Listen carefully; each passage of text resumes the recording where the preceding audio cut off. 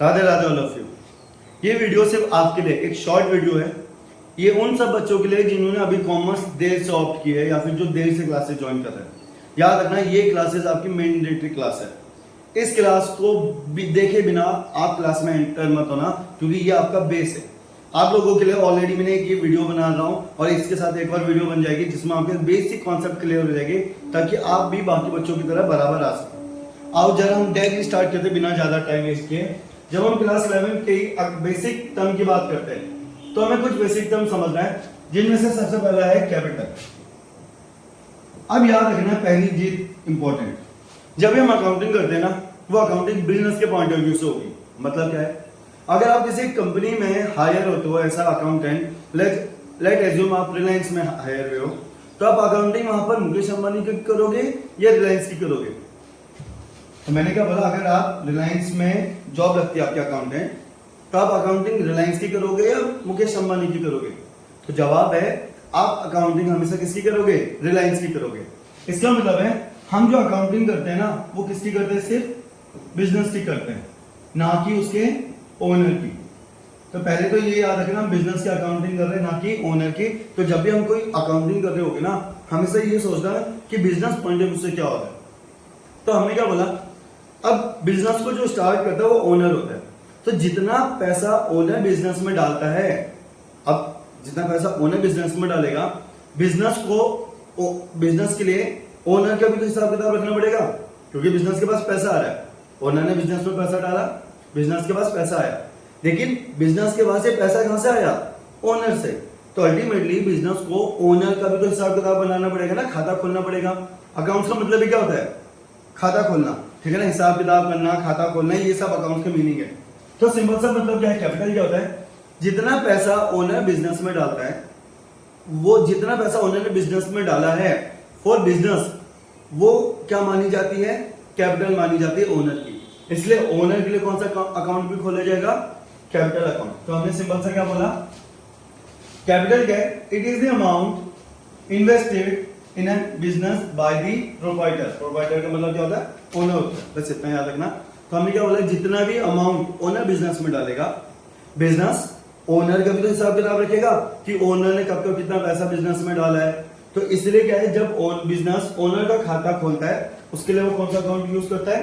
Capital account. तो capital account किसके लिए खुलता है? सिर्फ ओनर के लिए, और किसी के लिए नहीं खुलेगा।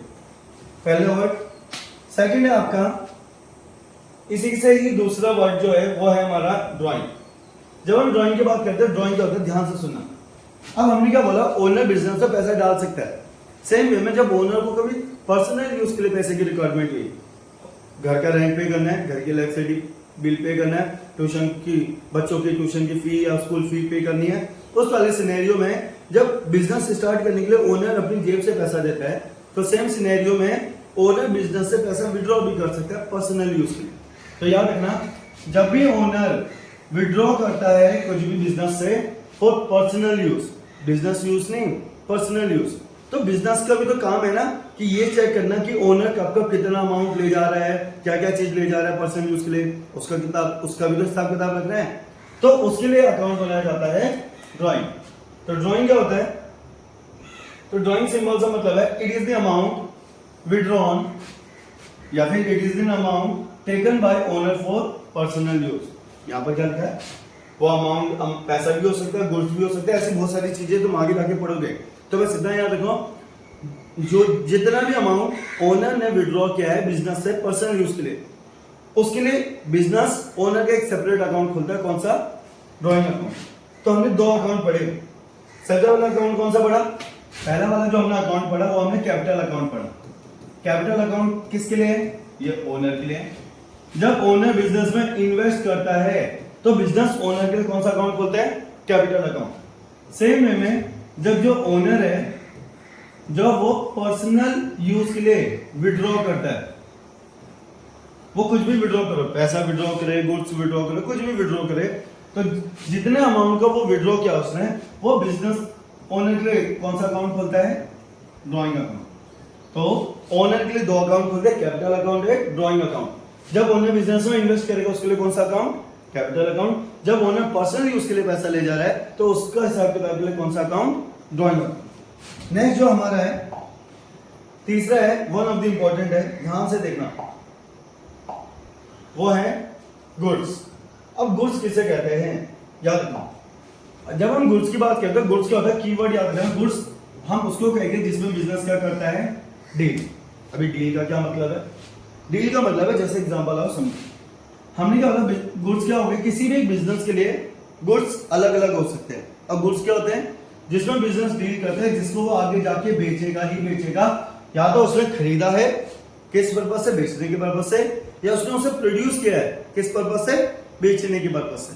तो जब भी उसका पर्पस ही है उस चीज को वो आगे जाके बेचेगा ही बेचेगा, तो वो ऑटोमेटिकली उसके लिए क्या बन जाता है, गुड्स। ठीक है ना। तो गुड्स सिंबल से क्या है, जिस चीज में बिजनेस डील करता है, धंधा करता है, वो उसके लिए क्या माना जाएगा, गुड्स माना जाएगा। एग्जांपल, लेट अज्यूम आप मारुति सुजुकी के शोरूम में गए मेरे साथ। आप जैसे ही मारुति सुजुकी के शोरूम में गए, आपने बहुत सारी चीजें देखी वहां।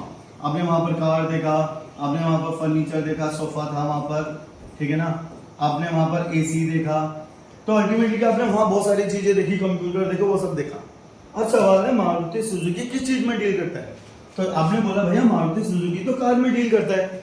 इसका मतलब है मारुति सुजुकी के लिए कार्स क्या बन जाएगी, गुड्स, क्योंकि इसका उनका पर्पस ही है इसको आगे जाके बेचेंगे बेचेंगे। क्या उन्होंने जो वो फर्नीचर खरीदा है या एसी खरीदा क्या बेचने के पर्पस से, आपने बोले नहीं भैया, तो मतलब फर्नीचर और एसी गुड्स नहीं माना जाएगा। सेम वे में अगर स्टेशनरी की बात की जाए, अगर कोई स्टेशनरी शॉप है, उसके लिए गुड्स क्या माना जाएगा, स्टेशनरी शॉप वाले के लिए नोटबुक, बुक्स, पेन, पेंसिल, ये सारी चीजें क्या मानी जाएगी, गुड्स का पार्ट माना जाएगा। तो याद रखना गुड्स क्या होता है, गुड्स सिंपल सा मतलब है जिस चीज में बिजनेस का करता है, डील करता है। डील का मतलब है जिसको वो आगे जाके बेचेगा ही बेचेगा, वो उसके लिए क्या बन जाएगा, गुड्स। हर एक बिजनेस के लिए गुड्स अलग अलग होता है, ठीक है ना। जैसे स्टेशनरी वाले के लिए गुड्स क्या है, नोटबुक है।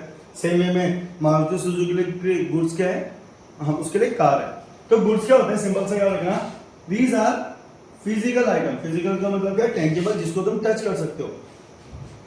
ऑफ ट्रेड दैट है पर्पस टू बी सोल्ड, मतलब जिसको हमने बेचने के पर्पस से ही खरीदा है। तो अभी अपनी नई लैंग्वेज में पढ़ेंगे, ठीक है ना। नोट्स तुमको ऑलरेडी मिल जाएंगे, बस याद करने के लिए हमें जो जिस वे में पढ़ा रहा हूं उसको उसी वे में याद करो। तो 3 वर्ड समझे, कैपिटल अकाउंट, जितना पैसा ओनर बिजनेस में इन्वेस्ट करता है, ओनर के लिए कौन सा अकाउंट बनता है, कैपिटल अकाउंट। जब ओनर पर्सनल यूज के लिए बिजनेस से पैसा ले जाता है, तो ओनर के लिए एक और अकाउंट खोलता है बिजनेस, वो होता है ड्रॉइंग अकाउंट। तीसरा हमने क्या बोला, गुड्स।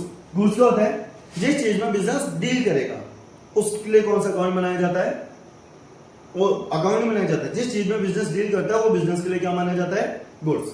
अब अगला टॉपिक क्या है, इस गुड्स से ना हमारे पास बहुत सारे अकाउंट बनते हैं। अब वो क्या है, ध्यान से देखना। तो पहला पॉइंट याद रखना कि जब हम गुड्स की बात करें तो हमने क्या बोला, गुड्स क्या होता है, जिसमें बिजनेस डील करता है। तो अभी गुड्स है ना जो जिसमें बिजनेस डील करता है, उसके लिए वो वेरियस अकाउंट बना सकता है। सबसे पहला अकाउंट, जब भी ये गुड्स को परचेज करे, गुड्स कुछ भी हो सकता है, हमने क्या बोला जिसमें बिजनेस डील कर रहा है। तो गुड्स का मतलब होता है जिसमें बिजनेस क्या कर रहा है, डील। अब ध्यान से सुनना, जब भी ये गुड्स को परचेज किया जाएगा, इसके लिए कौन सा अकाउंट बनाया जाएगा, परचेज अकाउंट। क्या बोला मैंने, जब भी गुड्स को क्या किया जाएगा, परचेज किया जाएगा, उसके लिए कौन सा अकाउंट खुलेगा, परचेज अकाउंट। अब ये परचेज मैं कैश में करूं, उधार में करूं, उससे कोई फर्क नहीं पड़ता, क्योंकि खरीदने के 2 तरीके हैं, एक या तो मैं नगद में भी खरीद सकता हूं, या तो मैं उधार में भी खरीद सकता हूं। ये चीज क्लियर है। तो बस याद रखना है, जब भी मैं गुड्स को परचेज करूंगा, कौन सा अकाउंट क्रिएट करूंगा, परचेज अकाउंट। क्योंकि जब जब मैं सामान खरीदूंगा उसका हिसाब किताब तो रखूंगा कि मैंने कब कब कितना सामान खरीदा, तो उसके लिए कौन सा अकाउंट क्रिएट होगा, परचेज अकाउंट। सेम वे में जब भी मैं गुड्स को सोल्ड करूंगा, याद रखना मैं क्या बेच रहा हूं, गुड्स। तो जब भी मैं गुड्स को सोल्ड करूंगा उसके लिए कौन सा अकाउंट खुलेगा, सेल अकाउंट। कौन सा अकाउंट खुलने वाला है, सेल अकाउंट। सेम वे में जब जो मैंने सामान खरीदा, हो सकता है ना मैंने किसी सप्लायर से सामान खरीदा, वो डिफेक्टिव आ जाए, क्या वो सामान मैं वापस रखूंगा अपने पास, नहीं, मैं उस सामान को क्या कर दूंगा, रिटर्न कर दूंगा। तो जो मैंने सामान खरीदा था अगर किसी सिनेरियो में मुझे वापस करना पड़ जाए, तो जो गुड्स मैंने परचेज किया था अगर उसे रिटर्न करना पड़ जाए, ठीक, मतलब क्या है, तो सुनना क्या बोला, अगर परचेज गुड्स रिटर्न करना पड़ जाए उस वाले सिनेरियो में उसके लिए कौन सा अकाउंट क्रिएट होगा, परचेज रिटर्न अकाउंट। हमने अभी तक 3 अकाउंट पढ़े। जब भी गुड्स को परचेज किया जाएगा कौन सा अकाउंट, परचेज अकाउंट। जब भी गुड्स को सोल्ड किया जाएगा कौन सा अकाउंट, सेल अकाउंट। जब भी गुड्स जो मैंने परचेज किया था अगर उसे वापस करना पड़ जाए कौन सा account, purchase return. Same way में जो मैंने किसी को सामान बेचा था, हो सकता है ना मैंने कस्टमर को सामान बेचा, उसके पास डिफेक्टिव प्रोडक्ट चला गया, तो क्या कस्टमर वापस करेगा नहीं करेगा, तो जितना कस्टमर हमें वापस करा उसका हिसाब किताब रखना पड़ेगा। तो जो सोल्ड गुड्स किए थे मैंने, जो सामान बेचा था, अगर वो किसी सिनेरियो में रिटर्न आ जाए तो उसके लिए हम अलग से अकाउंट बनते हैं जो जिसका नाम होता है सेल रिटर्न अकाउंट। ये चीज क्लियर है, तो इसको याद रखना। तो आपके पास गुड्स के लिए 4 अकाउंट बनते हैं। गुड्स के लिए पहला account purchase account, sale account, purchase return, cell return. Purchase return का एक और नाम होता है रिटर्न आउटवर्ड, और इसका नाम होता है दूसरा, इसका दूसरा नाम होता है रिटर्न इनवर्ड। ठीक है ना। तो हमने क्या बोला, अब लॉजिकल भी है, क्यों, जब तुमने सामान खरीदा था, सामान आया था, वापस करोगे तो सामान तो वापस जाएगा ना, इसलिए इसको क्या नाम दीजिए, वापस कर रहे हैं कहां, आउटवर्ड, बिजनेस से जा रहा है, इसलिए इसका नाम रिटर्न आउटवर्ड। सेल रिटर्न में क्या था, जब मैंने सामान बेचा था सामान बाहर चला गया, लेकिन रिटर्न करने पर वो सामान वापस आ जाता है, इसलिए क्या बोलते हैं दूसरा नाम इसका, रिटर्न इनवर्ड। तो हमने क्या बोला, गुड्स से हमारे पास कितना अकाउंट है, अब तक हमने 4 पढ़ लिए, purchase account, sale account, purchase return, cell return. अब जरा मुझे होता है लॉजिकली अप्रोच, एक और चीज पूछना चाहता हूं। लेट एज्यूम जब आपने बिजनेस स्टार्ट किया था, स्टार्टिंग ऑफ द ईयर आपने 1 अप्रैल को आपने 1 लाख का सामान खरीदा, इसमें से सिर्फ आपने ये आपने परचेज किया था, आपने इसमें से सिर्फ सोल्ड 60,000 कर पाए। इस साल कितना सामान बेच पाए, सिर्फ 60,000। क्या साल खत्म होने पर, जब साल खत्म हो जाएगा तो क्या आपके पास 40,000 का अनसोल्ड गुड्स रह जाएगा, नहीं रह जाएगा? क्या आप इसको अब फेंक दोगे? नहीं, आप इसको क्या करोगे, अगले साल बेचोगे, फिर दोबारा यूज करोगे। तो अल्टीमेटली क्या होता है, जब भी गुड्स, तो क्या है, unsold goods at the end of year, क्या बोला हमने, वो गुड्स जो कि अनसोल्ड रह जाए एंड ऑफ ईयर, उसके लिए हम अकाउंट खोलते हैं स्टॉक अकाउंट। कौन सा अकाउंट, स्टॉक अकाउंट। तो हमने 5 अकाउंट सीखे। सबसे पहले याद रखना, जब भी गुड्स परचेज किया जाएगा, वो नगद में खरीदो या उधार में खरीदो, उसके लिए कौन सा अकाउंट क्रिएट होगा, परचेज अकाउंट। जब भी मैं गुड्स को बेचूं, अब वो नगद में बेचूं या उधार में, क्योंकि खरीदने और बेचने के 2 ही तरीके हैं, या तो नगद में या तो उधार में, उसके लिए हमेशा कौन सा अकाउंट आएगा, सेल अकाउंट। जो मैंने सामान खरीदा था अगर उसे वापस करूं तो कौन सा अकाउंट, परचेज रिटर्न। जब मैंने जो गुड्स बेचे थे अगर वो वापस आ जाए उसके लिए सेल रिटर्न या फिर रिटर्न इनवर्ड। साल के आखिर में जितना मेरे पास अनसोल्ड गुड्स रह जाएगा उसके लिए कौन सा अकाउंट खोला जाएगा, स्टॉक अकाउंट। तो यही हमारा इधर सारे टॉपिक थे, एक बार खुद रिकॉल करते क्या क्या है। सबसे पहले हमने क्या बोला, कौन सा अकाउंट आएगा, परचेज अकाउंट। तो जब भी the term purchase is used for an account to record purchase of goods, ये कब यूज किया जाता है, जब हम गुड्स को परचेज कर रहे होते हैं, रॉ मटेरियल को परचेज कर रहे होते हैं जिसको हम आगे जाके बेचने ही बेचने वाले या फिर जिससे हम प्रोडक्ट बनाएंगे, ठीक है ना। It include both cash and credit purchase. तो ये तो हमने अभी बात की कि अगर हम बात करें सिंपल सा कि परचेज अकाउंट में क्या आएगा, जब भी ले लेंगे, जब भी मैं गुड्स को परचेज कर रहा हूं तो वो मेरे लिए क्या बन जाएगा, परचेज अकाउंट। उसके लिए याद रखना सिर्फ गुड्स। सेकंड आता है सेल अकाउंट कब यूज किया जाएगा, जब गुड्स को क्या किया जा रहा होगा, सेल किया जा रहा होगा, तो कौन सा अकाउंट यूज किया जाएगा, सेल अकाउंट। अब ये नगद में हो या उधार में हो उससे कोई फर्क नहीं पड़ता, दोनों सिनेरियो में सेल तो हो रही है, तो सेल के लिए हमेशा कौन सा अकाउंट यूज होगा, सेल अकाउंट। तीसरा होता है परचेज रिटर्न या फिर रिटर्न आउटवर्ड। जब भी हमने क्या बोला, जो हमने गुड्स परचेज किए थे, अगर हम उसे रिटर्न करते हैं सेलर को, तो उसके लिए कौन सा अकाउंट खुलेगा? Purchase return. नेक्स्ट है हमारा अगला सेल रिटर्न या फिर रिटर्न इनवर्ड। हमने क्या बोला था, जब sold goods when return by purchaser, मतलब कस्टमर, अगर कस्टमर सामान वापस कर दे तो उसके लिए कौन सा अकाउंट खुलेगा? Cell return. स्टॉक या फिर इन्वेंट्री, ये क्या होता है? सिंपल से हमने बात की टेंजेबल एसेट। अब एसेट क्या होता है बाद में समझेगा, अभी इतना समझो। ये क्या है? ठीक है ना। स्टॉक क्या होता है?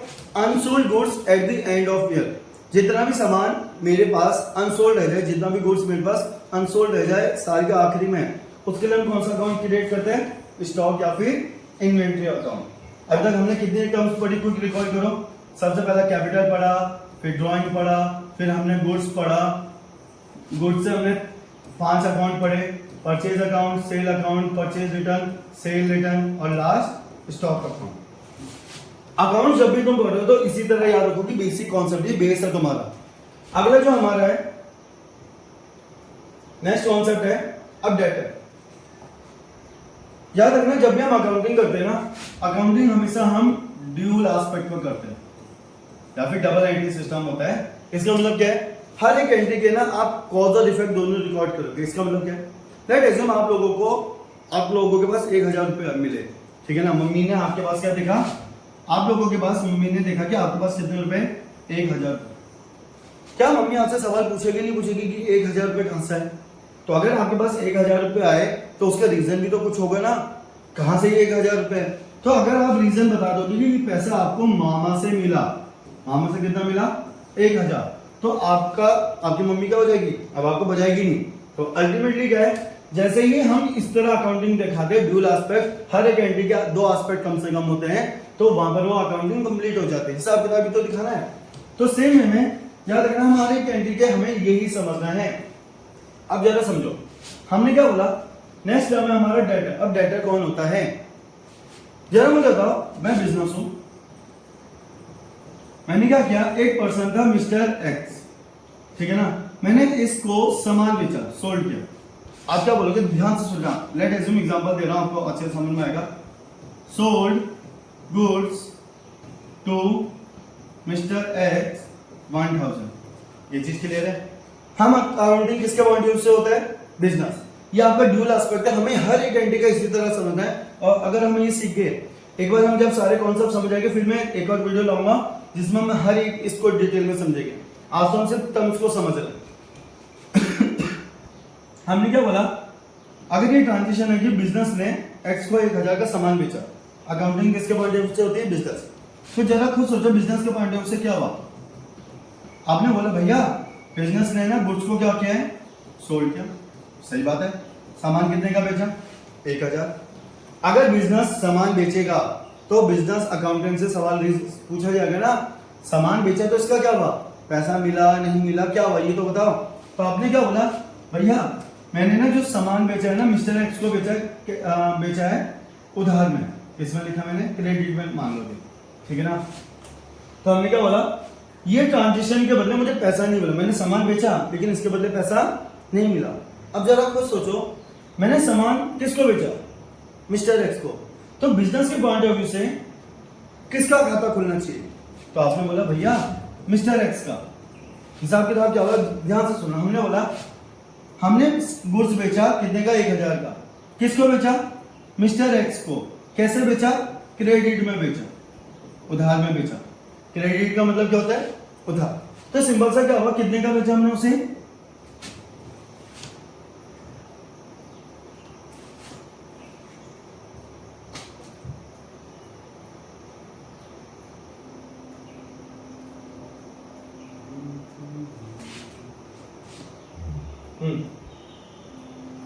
तो हमने क्या बोला? दोबारा देखो, हमने बोला कि good sold to mister X 1000 उधार में। तो बिजनेस में आपने क्या बोला? भैया हमने ना सामान बेचा 1000 का। सामान किसको बेचा? मिस्टर एक्स को।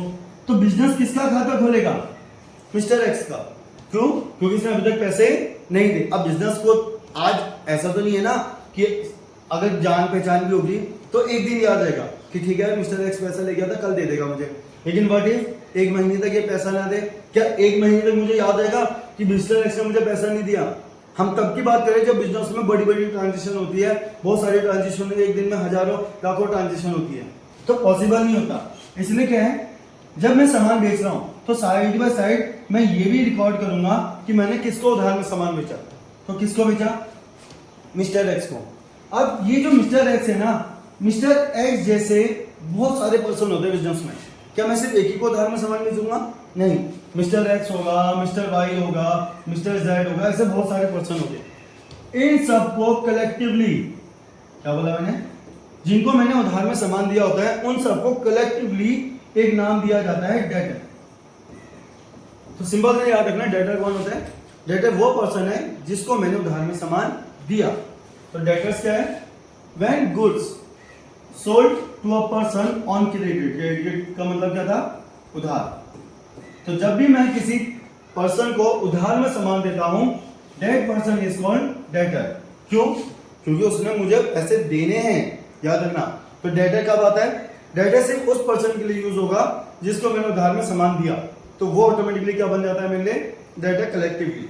तो याद रखना, एक बार वर्ड तुमने सीखा डेटर। अभी हम ड्यूल एस्पेक्ट नहीं सीख रहे, अभी हम सब टर्म समझ रहे हैं कि कौन कौन से टर्म, क्या क्या टर्म है। अब जैसे जब मैंने किसी को उधार में सामान दिया तो वो मेरे लिए डेटर था। हो सकता है ना मैं भी तो किसी से उधार में सामान लूं, भाई मैं बिजनेसमैन हूं, तो अल्टीमेटली मेरे को भी तो कभी कभी पैसों की कमी होगी, उधार में सामान लूंगा। तो अब जैसे खुद सोचो, अगर मैं किसी से उधार में सामान ले रहा हूं, क्या ले रहा हूं? उधार में सामान ले रहा हूं, तो उस वाले सिनेरियो में अगर मैंने आपसे उधार में सामान लिया, मैं बिजनेस हूं, मैं आपके पास आया और आपसे मैंने क्या लिया? उधार में सामान। तो उस सिनेरियो में क्या मैं आपका खाता खोलूंगा नहीं खोलूंगा? भाई मुझे आपका हिसाब किताब रखना है ना कि मैंने आपसे कब कब कितना उधार में सामान लिया। हो सकता है मैंने 1 तारीख को आपसे 1 लाख का सामान उधार में लिया, फिर 10 तारीख को मैंने आपसे 50,000 का दोबारा से उधार में सामान लिया, फिर मैंने 20 तारीख को इसमें से आपको 40,000 पे कर दिया। तो मतलब आपका भी तो हिसाब किताब रखना बहुत जरूरी है। इसलिए क्या होता है, याद रखना, एक अकाउंट क्रिएट किया जाता है क्रेडिटर। कौन सा अकाउंट? क्रेडिटर। अब क्रेडिटर किसके लिए होता है? जब मैं उधार में सामान खरीदता हूं, तो जिससे मैंने उधार में सामान खरीदा उस पर्सन के लिए भी मैं अकाउंट कौन सा क्रिएट करता हूं? क्रेडिटर। तो 2 अकाउंट है, एक डेटर अकाउंट था, एक क्रेडिटर अकाउंट था। जब मैं किसी को क्रेडिट में सोल्ड करता हूं, उधार में क्या करता हूं? सोल्ड करता हूं, तो जिसको मैंने बेचा वो मेरे लिए क्या बन जाता था? डेटर। उसको क्या कहा जाता है? डेटर। क्योंकि जिसको मैं उधार में सामान बेच रहा हूं उसका भी हिसाब किताब रखना जरूरी है, खाता खोलना जरूरी है, और जिससे मैं उधार में ले रहा हूं उसका भी खाता खोलना जरूरी है। तो क्रेडिटर कौन होता है? जिससे मैंने क्रेडिट में परचेज किया, ठीक है ना। तो फ्रॉम होम, जिससे मैंने खरीदा है, उसके लिए क्या कहलाया जाता है? क्रेडिटर। तो हमने कौन कौन से वर्ड पढ़े, याद रखना। एक बार क्विक रिकॉल करते हैं, अभी तक हमने जितने वर्ड पढ़े। सबसे पहला कैपिटल पढ़ा, जितना पैसा ओनर बिजनेस में इन्वेस्ट करता है बिजनेस के लिए वो क्या मानी जाती है? कैपिटल। तो उसके लिए कौन सा अकाउंट खुलेगा? Capital account. दूसरा हमने पढ़ा ड्रॉइंग, जितना अमाउंट ओनर बिजनेस से पैसा ले जाएगा पर्सनल यूज के लिए उसका भी हिसाब किताब रखा जाएगा, उसके लिए अकाउंट खोला जाता है ड्रॉइंग। ये दोनों किससे रिलेटेड है? दोनों के दोनों ओनर से रिलेटेड है। फिर हमने गुड्स से पढ़ा। गुड्स क्या होता है? जिसमें बिजनेस क्या करता है? डील। अब डील करता है तो इसके लिए बहुत सारे अकाउंट बना सकता है वो। जब भी वो गुड्स परचेज करेगा उसके लिए परचेज अकाउंट, जब भी वो गुड्स बेचेगा सेल अकाउंट, जब भी वो गुड्स को रिटर्न कर रहा है, तो जो उसने परचेज किए थे अगर उसे रिटर्न कर रहा है तो उसके लिए कौन सा अकाउंट? Purchase return. जो सामान उसने बेचा था अगर उसे रिटर्न कर रहा है तो उसके लिए कौन सा? Cell return. और लास्ट आता है unsold goods at the end of year stock account. फिर हमने पढ़ा था जिसको मैंने उधार में सामान दिया है, क्या है? फिर एक और अकाउंट पढ़ा हमने डेटर। डेटर कौन होता है? जिसको मैंने उधार में सामान दिया उसका भी तो हिसाब किताब रखना जरूरी है कि उसने कितना पे किया कितना नहीं किया। तो उसके लिए हम कौन सा अकाउंट खोलते हैं? डेटर। जिससे मैंने उधार में सामान लिया वो क्या बन जाता है मेरे लिए? कौन सा अकाउंट? क्रेडिटर। तो हमने कुछ अकाउंट्स यहां पर पढ़े। आगे बढ़ते हैं। याद रखना ये वीडियो तुम्हारे लिए मोस्ट इंपॉर्टेंट होने वाली है, क्योंकि यहाँ पर मैं अभी कोई 2 ही वीडियो बनाऊंगा। पहली बेसिक टर्म जिसमें ये 17-18 कॉन्सेप्ट है बेसिक टर्म, ताकि तुम्हें पता चले कि ये इस सिचुएशन में इसको क्या कहा जाता है, कैपिटल किसे कहा जाता है, बाकी चीजें। दूसरी बनाऊंगा ड्यूल एस्पेक्ट की, जिसमें हम हर एक ट्रांजेक्शन के इफेक्ट देखेंगे क्या क्या होता है। नेक्स्ट है जो हमारा, अब ये समझना क्या है अकाउंटिंग पीरियड। जब हम अकाउंटिंग पीरियड की बात करते हैं, अकाउंटिंग पीरियड क्या होता है, यहां से इंपॉर्टेंट है, यहां से। अब सुनो, अगर हमने जो पढ़ा वो बेसिक था, थोड़ा सा हम अपने लेवल को अपग्रेड करने वाले हैं। वो क्या है, अकाउंटिंग पीरियड। याद रखना बिजनेस की जो लाइफ होती है ना, अगर मैं आपसे पूछूं कि बिजनेस की लाइफ क्या है, अगर आप कोई बिजनेस स्टार्ट करो, मैं आपसे पूछूं कि आपके बिजनेस की लाइफ कितनी है, कितने साल चलेगा, तो आप क्या जवाब दोगे? क्या आप ये बोलोगे कि भैया 1 साल चलेगा? क्या आप ये बोलोगे भैया 2 साल चलेगा? आप बोलोगे नहीं भैया, ऐसा थोड़ा ना, मैं बिजनेस स्टार्ट करा बंद करने के पर्पज से थोड़ा ना स्टार्ट किया है। तो जब भी कोई बिजनेस खोलता है वो बंद करने के पर्पज से नहीं खोलता। तो इसलिए हम जो मानते हैं बिजनेस की जो लाइफ होती है ना वो एंडलेस है, हमें नहीं पता कब वो बिजनेस बंद हो जाए। ये चीज क्लियर है? तो हम ये मान के चलते हैं बिजनेस की लाइफ क्या है, एंडलेस। लेकिन ये जो बिजनेस है ना जिसकी लाइफ एंडलेस है, इसकी परफॉर्मेंस तो मेजर करना जरूरी है ना। जैसे आपकी परफॉर्मेंस, आप जो अगर आप अभी क्लास 11th में हो, इससे पहले 10वीं में थे, क्या क्लास 10th में आपकी परफॉर्मेंस मेजर नहीं की? क्या आप 10th में अच्छा करो, कैसे नहीं कर रहे हो? तो अल्टीमेटली क्या है, जैसे आपकी परफॉर्मेंस जज करने के लिए आपको 1 साल दिया जाता है। कभी आपने नोटिस किया आपका हर क्लास से 1 साल का होता है, ठीक है ना। सेम वे में जो बिजनेस होता है, बिजनेस की परफॉर्मेंस जज करने के लिए जो बिजनेस की एंडलेस लाइफ होती है, इसको ब्रेक कर दिया जाता है 1 ईयर के पीरियड में। तो हमने क्या किया, जो बिजनेस की लाइफ है ना एंडलेस, हमने इसे 1-1 साल में क्या कर दिया, ब्रेक कर दिया। अब हर 1 साल में हम क्या करते हैं, इसकी परफॉर्मेंस जज करते हैं। जैसे आप लोगों की जो परफॉर्मेंस जज होती है वो 1 साल के अंदर होती है, ठीक है ना। तो इस जो ये पीरियड को हमने ब्रेक किया है ना, इसको हम बोलते हैं अकाउंटिंग पीरियड। तो अकाउंटिंग पीरियड क्या सिंबल सा, अगर हम बात करें बिजनेस लाइफ क्या होती है, एंडलेस होती है, लेकिन to evaluate its performance endless life is broken into 1 year period, और इस 1 ईयर पीरियड को बोला जाता है अकाउंटिंग पीरियड। तो हमने सिंपल सा क्या समझा, जो बिजनेस होता है, बिजनेस की लाइफ एंडलेस होती है, उसकी अब एंडलेस लाइफ है तो हमें नहीं पता कि वो अच्छा कर भी रहा है नहीं कर रहा, इसलिए क्या करते हैं हम, जो उसकी एंडलेस लाइफ है उसको टुकड़ों में ब्रेक कर देते हैं। और ये जो टुकड़े होते हैं ये 1-1 ईयर के होते हैं, उसको क्या बोला जाता है, अकाउंटिंग पीरियड। अब याद रखना जो ये अकाउंटिंग पीरियड है ना हमारे पास, ये 2 टाइप के हो सकते हैं। एक कैलेंडर ईयर हो सकता है, ठीक है ना, एक हमारे पास कौन सा हो सकता है, कैलेंडर ईयर, और दूसरा फाइनेंशियल ईयर। जो कैलेंडर ईयर होता है ना ये भी 12 महीने का होता है, फाइनेंशियल ईयर भी कितने महीने का होता है, 12 महीने, मतलब 1-1 साल का। कैलेंडर ईयर जो स्टार्ट होता है वो 1 जनवरी से स्टार्ट होता है, 1 जनवरी 2026 जैसे, और ये खत्म होगा 31 दिसंबर 2026। तो मतलब क्या है, 12 महीने। तो या तो जो अकाउंटिंग पीरियड है वो कैलेंडर ईयर हो सकता है, या तो वो फाइनेंशियल ईयर। कैलेंडर ईयर कब से स्टार्ट होता है, 1 जनवरी से, और खत्म कब होता है, 31 दिसंबर। फाइनेंशियल ईयर जो होता है वो होता है 1 मार्च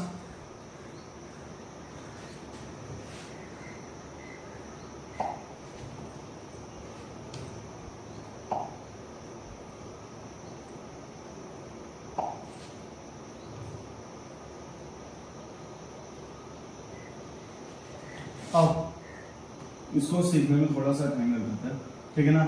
आज हमने क्या बोला दोबारा, हमारे पास जो अकाउंटिंग पीरियड है वो 2 टाइप के हो सकते हैं, या तो वो कैलेंडर ईयर होगा या तो वो फाइनेंशियल ईयर होने वाला।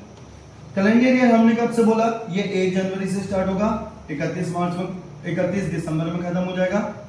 सेम में जो फाइनेंशियल ईयर होता है ये 1 अप्रैल से स्टार्ट होगा और खत्म कब होगा, 31 मार्च। 1 अप्रैल 2026, 31 मार्च 2027, ठीक है ना। तो हमारे पास 2 टाइप के ईयर होते हैं, या तो वो कैलेंडर ईयर होगा या तो वो फाइनेंशियल ईयर, या तो वो कैलेंडर ईयर होगा या तो वो आपका फाइनेंशियल ईयर। कैलेंडर ईयर कब से स्टार्ट होता है, 1 जनवरी से 31 दिसंबर, और ये 1 अप्रैल से 31 मार्च। आप लोगों ने अपने पेपर में कभी कभार देखा होगा, अगर कभी ऐसा लिखा जाए ना 26-27, तो इसको पढ़ा जाता है इस तरह कि 1 अप्रैल 2026 और ये खत्म कब होगा, 31 मार्च 2027। अगर ऐसे लिखा होता है 26-26, तो इसको इस तरह ये होता है कैलेंडर ईयर, पढ़ते कैसे से हम 1 जनवरी 2026, 31 दिसंबर 2026। अब याद रखना, तो हमने क्या बोला, अकाउंटिंग पीरियड क्या होता है, बिजनेस की जो लाइफ होती है वो एंडलेस होती है, उसे टुकड़ों में ब्रेक कर देते हैं और उस पीरियड को क्या बोला जाता है, अकाउंटिंग पीरियड। ये दो टाइप के हो सकते हैं, या तो बिजनेस कैलेंडर ईयर यूज करेगा या तो बिजनेस फाइनेंशियल ईयर यूज करेगा। अब एक और चीज, बिजनेस जिस ईयर में अपनी एक्टिविटीज परफॉर्म कर रहा है, ठीक है ना, जैसे आपके लिए मैं पूछता हूं, जरा मुझे बताओ 1 अप्रैल 2026 आप कौन सी क्लास में थे? आपने बोला भैया 11। मैंने पूछा 1 अक्टूबर 2026 को आप कौन सी क्लास में हो? 11th में। 1 दिसंबर 2026 को आप कौन सी क्लास में हो? 11। 1 फेब 2026 को कौन सी क्लास में हो? 11। 15 मार्च 2026 को आप कौन सी क्लास में हो? भैया रिजल्ट आ गया था, सही से एग्जाम खत्म हो जाते हैं तब तक तो, है ना। तो अल्टीमेटली अभी भी कौन सी क्लास में आप? 11th में ही होगे, ठीक है ना। अगर 31 मार्च की बात की जाए 2026, तो अभी आप कौन सी क्लास में हो? 11th। लेकिन जैसे ही मैं आपसे पूछूंगा कि 1 अप्रैल 2027 को आप कौन सी क्लास में होने वाले, तो आप बोलोगे भैया 12। क्या बोल दोगे एकदम से? 12। तो इसका मतलब है आपके लिए आपकी करंट क्लास कौन सी है? आपके लिए करंट क्लास कौन सी है आपकी? ये आपकी जो 11th है, ये आपकी करंट क्लास मानी जाएगी। सही बात है। अगर मैं आपसे पूछूं आपकी फ्यूचर क्लास क्या होने वाली है, तो फ्यूचर क्लास आपकी क्या होने वाली है? 12। तो आपका जो करंट ईयर है, तो आपके लिए क्या है समझना, करंट ईयर क्या है आपके लिए? करंट ईयर आपकी क्लास 11th है, जो आपका 2627 बैच है। सही बात है। तो इस पीरियड से इस पीरियड तक आपकी क्या है, ये करंट, ये आपके लिए करंट ईयर माना जाएगा। अगर मैं आपसे पूछूं फ्यूचर क्या है, तो फ्यूचर आपके लिए माना जाएगा, फ्यूचर ईयर क्या है? क्लास 12, 27, 28। उसके बाद आपका ग्रेजुएशन 28, 29, 100 चलता रहेगा जो। सही बात है नहीं? सेम वे में जो बिजनेस होता है, जिस ईयर वो अपनी एक्टिविटीज परफॉर्म कर रहा है, जिस ईयर वो ऑपरेट कर रहा है, वो ईयर क्या माना जाएगा उसके लिए? Current year. जैसे ये 26-27, अभी कौन सा ईयर चल रहा है? 26-27। तो वो ईयर उसके लिए करंट ईयर माना जाएगा जिस ईयर में वो एक्टिविटीज परफॉर्म कर रहा है, ठीक है ना, अकाउंटिंग कर रहे हैं। और आने वाले साल क्या माने जाएंगे? फ्यूचर माने जाते हैं। ये वर्ड ध्यान से सुनना जो मैं बोल रहा हूं, क्योंकि हम बहुत बार यूज करने वाले इसको। तो हमने क्या बोला, दोबारा ध्यान से सुनो। हमारे पास दो टाइप के ईयर होते हैं, एक करंट ईयर है, year in which business performance activity, जिस ईयर में वो बिजनेस अपनी एक्टिविटीज को कंडक्ट कर रहा है, वो ईयर माना जाएगा करंट ईयर। और आने वाले साल जो अपकमिंग ईयर होंगे, वो उसके लिए क्या माना जाता है? फ्यूचर, जिसको हम असेसमेंट ईयर भी बोलते हैं। इन छोटी छोटी चीजों को याद रखना, क्योंकि अगला जो हमारा इंपॉर्टेंट टर्म है वो यहीं से स्टार्ट होता है, ठीक है ना। तो मैं एक चीज समझाता हूं, अकाउंट्स को पढ़ने के दो तरीके हैं। पहला, एक ट्रेडिशनल मेथड है और एक मॉडर्न मेथड होता है। पहला कौन सा? ट्रेडिशनल मेथड, और दूसरा क्या? Modern method. जो ट्रेडिशनल मेथड है ना, ट्रेडिशनल मेथड 3 गोल्डन रूल पर है। ऐसे आप में से काफी ने पढ़ा भी होगा स्कूल में, 3 golden rule, real account, nominal account और पर्सनल अकाउंट, ठीक है ना। और एक मॉडर्न मेथड होता है, मॉडर्न अप्रोच होता है, वो होता है 5 हेड। ये वन ऑफ द इजीएस्ट है, याद रखना, ये इजीएस्ट मेथड है सबसे, in comparison to traditional method, तब हम इसे मॉडर्न बोलते हैं। तो ये जो मॉडर्न मेथड है ना, हम इसी को ही बहुत ज्यादा स्ट्रॉन्ग बनाने वाले हैं। अगर हमने इसको समझ लिया तो पूरी अकाउंटिंग, आगे बाकी की अकाउंटिंग मजे में निकल जाएगी। अब ये जो मॉडर्न है ना 5 हेड, तो ये 5 हेड्स पर बेस्ड है। वो क्या है? कैपिटल, हम कैपिटल अकाउंट किसे बोलते हैं? एसेट हम किसे बोलते हैं? लायबिलिटी किसे बोलते हैं हम? क्या उसके बाद रेवेन्यू किसे बोलते हैं हम? और उसके बाद एक्सपेंस किसे बोलते हैं? तो ये 5 हेड हमें सीखने हैं। कितने? 5। कैपिटल, एसेट, लायबिलिटी, रेवेन्यू और एक्सपेंस। कैपिटल ऑलरेडी हम समझ गए, जितना पैसा उन्हें बिजनेस में डालते हैं वो क्या मानी जाती है? बिजनेस की कैपिटल। अब हम बाकी के चीजें समझेंगे। अगर हमने इसको अच्छे से समझ लिया, हमारा अकाउंट्स बहुत स्ट्रांग हो जाएगा। अब समझो एसेट किसे कहते हैं। एसेट का मतलब सिंपल सा है, ले लैंग्वेज में कोई भी चीज जिसका फायदा मैं करंट ईयर में तो ले रहा हूं, मैं उसका करंट ईयर में फायदा लूंगा ही लूंगा। अभी मैंने ऑलरेडी तो मैं अकाउंटिंग पीरियड में समझाया करंट ईयर क्या होता है? जिस ईयर बिजनेस अपनी एक्टिविटीज को परफॉर्म कर रहा है।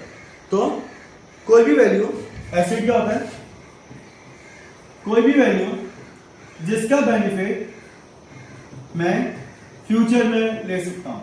मतलब कोई भी चीज जिसका फायदा मैं करंट ईयर में तो ले ही रहा हूं, लेकिन इसका फायदा मैं फ्यूचर में भी ले सकता हूं, जिसका फायदा मैं फ्यूचर में भी ले सकता हूं, वो मेरे बिजनेस के लिए क्या कहलाई जाएगी, एसेट। वापस आते याद है हमने एक चीज पढ़ी थी, हम दोनों सब मिलकर गए थे मारुति सुजुकी के शोरूम में। हमने वहां पर क्या क्या देखा था, कार, एसी, फर्नीचर, ठीक है ना, हमने वहां पर कंप्यूटर देखा था, बहुत सारी चीजें देखी थी। हमने क्या बोला था, मारुति सुजुकी किस चीज में डील करती है, इसमें क्या करती है वो, कार्स में डील, इसलिए कार्स क्या बन गया था उसके लिए उस समय, गुड्स। लेकिन सवाल आता है ये सारी चीजें क्या मानी जाएगी फिर, आओ समझते हैं। क्या एसी का फायदा सिर्फ इसी साल लिया जाएगा, तो जवाब है नहीं, एसी का फायदा कब लिया जाएगा, फ्यूचर में भी लिया जा सकता है, मतलब इस साल तो लिया जाएगा ही जाएगा, अगले साल भी लिया जाएगा।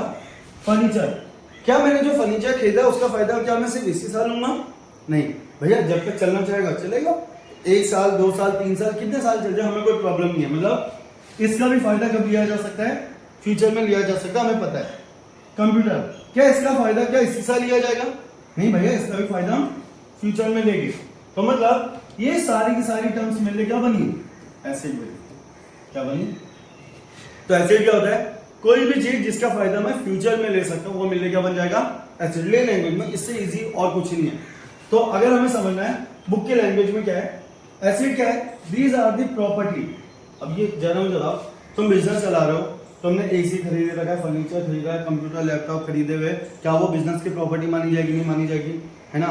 हमारे घर में जो सोफा आता है, फर्नीचर है, वो सब वो हमारी क्या है, प्रॉपर्टी है। तो सेम बिजनेस के लिए दीज आर प्रॉपर्टी। ये प्रॉपर्टी कैसी हो सकती है, टेंजेबल भी हो सकती है और इनटेंजेबल। टेंजेबल का मतलब होता है जिसको तुम टच कर सकते हो, इनटेंजेबल का मतलब होता है जिसको तुम टच नहीं कर सकते हो। डिटेल में बाद में पढ़ेंगे, ठीक है ना।